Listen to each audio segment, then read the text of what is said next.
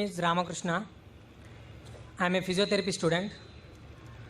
My question is, what is the need of Allah to create Adam and Eve and this total universe? What he will get from this? And my second question is, everything is created by someone. So even God must have been created by someone. What is the meaning of Allah? Brothers asked three questions. The first question, why did God create Adam and Eve and what was his reason to create all this world and humankind? Allah subhanahu wa ta'ala created Adam and Eve, may peace be upon them both, so that the humankind could come. They were the great-great-grandparents. Allah says in Surah Hujurat, chapter number 49, verse number 13, Ya ayyuhan nasu inna khalaqnakum min zakrin wa unsa wa ja'alnakum shu'uban wa qaba'ila lita'arafu. Inna akramakum indallahi atqakum. Inna Allah alimun khabir. O humankind, we have created you from a single pair of male and female and have divided you into nations and tribes so that you may recognize each other, not that you may despise each other. And the most honored in the sight of Almighty God is the person who has taqwa. The criteria to judge any human being, it is not wealth, it's not color, it's not caste, it's not creed, it is taqwa, it is God consciousness, it is righteousness, it is piety. So, Adam and Eve, peace be upon them both, they were our great-great-grandparents. Of yours also and of mine also. All humankind. Therefore, I call you a brother. We are brothers in humanity. Allah says, Ya you are nas, O humankind. And Allah says in Surah Isra, chapter number 17, verse number 70, وَلَقَدْ كَرَّمْنَا بَنِي آدَمَ. Almighty God has honored all the children of Adam. Whether they are born in India, USA, UK, born in a Hindu family, or a Muslim family, or a Christian family, Allah says He has honored all the Bani Adam. If you are a human being, Allah has honored you. Whether your name is Zakir, Abdullah, Ramu, Shankar, if you are born as a human being, Allah has honored you. Now coming to the question, why has Almighty God created the human beings? Allah has created the human beings because Allah says this is one of His best creation. All the other creations of Allah subhanahu wa ta'ala, they obey Him. We have the angels. Whatever Almighty God says, the angels obey Him directly. They have no free will. The human being is the creation of Allah subhanahu wa ta'ala, which has a free will. We can either obey Him or disobey Him. So Allah has created such a creation. We are one of His best creation and the best of forms. But we have a choice of either obeying God or disobeying God. If we obey God, we will go to Jannah, we will go to Swarg, we will go to heaven. If we disobey Him, we will go to hell. We will go to Nark.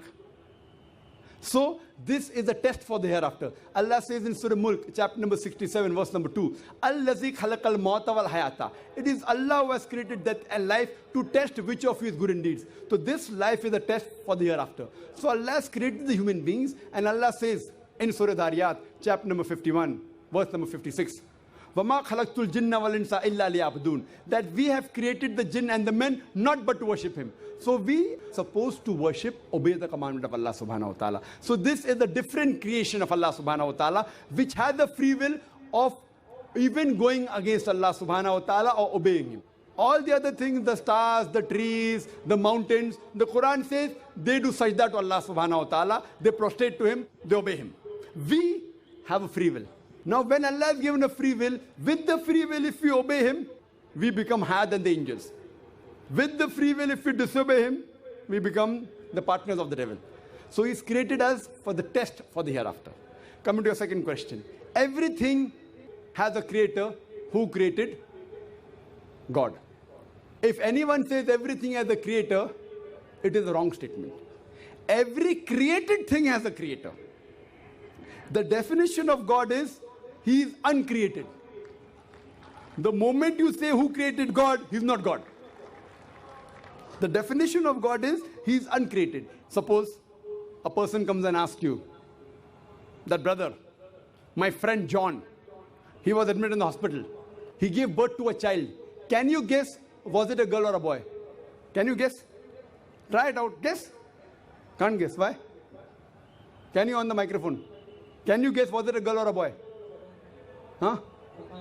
See, brother John, he was admitted in the hospital. He gave birth to a child. Was it a girl or a boy? Can you guess? A 50% chance. Girl or boy? People are laughing. Why? Can you guess? Can't guess. Why? Even if you guess, can you get the answer right? Achha, can you guess? I'll give you two chances. Was it a girl or a boy? Try it out. Girl. Brother, can a man give birth to a child? Ah, there you made a mistake. Same way you made a mistake by asking who created God. A man cannot give birth to a child. So where's the question of it being girl or a boy? See, now you understood. Ah, now that's good, brother. So it was a man cannot give birth to a child. So where's the question of a girl or a boy? So when you're asking who created God, God by definition, Allah by definition is uncreated. The moment you say who created Allah, He's not Allah. وَلَمْ يَقُلْ لَهُ كُفُوًا أَحَدٌ. There's nothing like Him. Coming to your last part of the question. Who is Allah? Who is Allah? The best definition I can give you is quote to you Surah Ikhlas. Chapter number 112, verse number 1 to 4. It's mentioned in the Quran. Kul hu Allahu ahad. Say He's Allah one and only. Allahu samad. Allah the absolute eternal. Lam yalid wa lam yulad. He begets not nor is he begotten. Walam yakul lahu kufuwan ahad. There's nothing like Him. This is a four-line definition of Allah subhanahu wa ta'ala. Any human being, any person says so and so candidate is God. If that candidate fits in this four-line definition, we Muslims have got no objection in accepting that candidate as God. Four-line definition. This is the litmus test for theology, for the study of God. First is Qul huwallahu ahad. Say He's Allah one and only. Allahu samad. Allah the absolute eternal. Lam yalid wa lam yulad. He begets not nor is he begotten. Walam yakul lahu kufuwan ahad. There's nothing like Him. If you go to the Hindu scriptures, the same is mentioned in the Hindu scriptures. Kul huwallahu ahad is mentioned if you read Chandogya Upanishad, chapter number 6, section number 2, verse number 1. Ikkam evidityam. God is only one without a second. Second test. Allahu samad. Allah the absolute eternal. Bhagavad Gita chapter number 10, verse number 3 says, I am known as the Lord of all the worlds, the unbegotten, the beginningless. Third test. Lam yalid wa lam yulad. He begets not nor is begotten. It's mentioned in the Shvetasvatara Upanishad, chapter number 6, verse number 9. Nachasya kasij, janita na chadipa. Of Him there are no lords. He has got no parents. Almighty God has got no father. He has got no mother. And walam yakul lahu kufuwan ahad. There's nothing like Him is mentioned in Shvetasvatara Upanishad, chapter number 4, verse number 19. And Yajurved, chapter number 32, verse number 3, where it says, Na tasya pratima asti. Of that God, there is no pratima, there is no idol, there is no image, there is no photograph, there is no sculpture. Who says that? Yajurved, chapter number 32, verse number 3. Same as, Walam yakul lahu kufuwan ahad. So any person saying so and so candidate is God, if that candidate fits in this four-line definition, we Muslims have got no objection in accepting that candidate as God.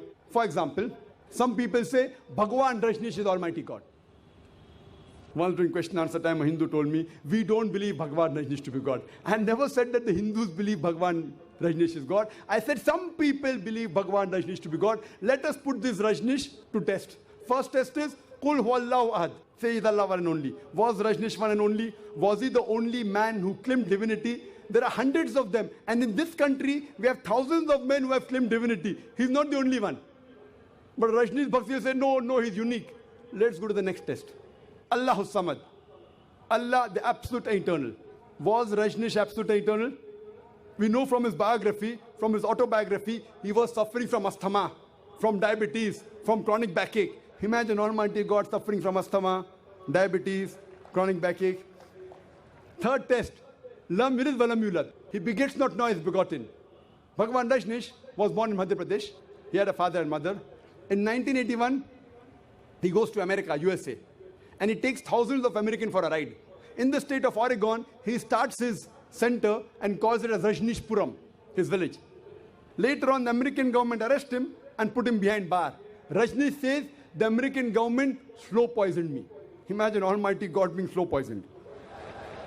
In 1985, the American government kicked him out of the country. He comes back to India in the same city, Pune, and he goes back to his center, which is now called as Osho Commune. And if you go to the Samadhi of Rajneesh, it is mentioned there on the Samadhi, Bhagwan Rajneesh, Osho, never born, never died, but visited the earth from the 11th of December 1931 to the 19th of January 1990. Never born, never died, but visited the earth from the 11th of December 1931 to the 19th of January 1990. They forgot to mention in Samadhi, he was not given visas to 21 countries of the world. Almighty God coming in this world to visit the world and requires visas to go to different countries. And the Archbishop of Greece said, if you don't remove Rajneesh out of this country, we'll burn his house and the house of his disciples. And the last test, Walam yakul lahu kufuwan ahad, is so stringent that no one besides the true Almighty God can pass. The moment you can compare God to anything, he is not God. Walam yakul lahu kufuwan ahad. We know Rajneesh, like the human beings, had a beard, one nose, two eyes, 2 ears, 2 hands. The moment you can compare God to anything in this world, he is not God. Walam yakul lahu kufuwan ahad. If someone says Almighty God is 1,000 times stronger than Arnold Schwarzenegger. Might have heard the name of Arnold Schwarzenegger? Have you heard Arnold Schwarzenegger? The person who got the title Mr. World, Mr. Universe. The strongest man in the world, the strongest man in the universe. The moment you can compare God to anyone, whether it be Arnold Schwarzenegger, whether it be Dara Singh, whether it be King Kong, whether it be 1,000 times or 1,000,000 times. The moment you can compare God to anything in this world, he is not God. Walam yakul lahu kufuwan ahad. There is nothing like him. So this is a 4-line definition of Allah subhanahu wa ta'ala given in the Quran. Whichever God you are worshipping, brother, put that God to the test of Surah Ikhlas. If that God passes, that is the true God. Otherwise, it's a fake God.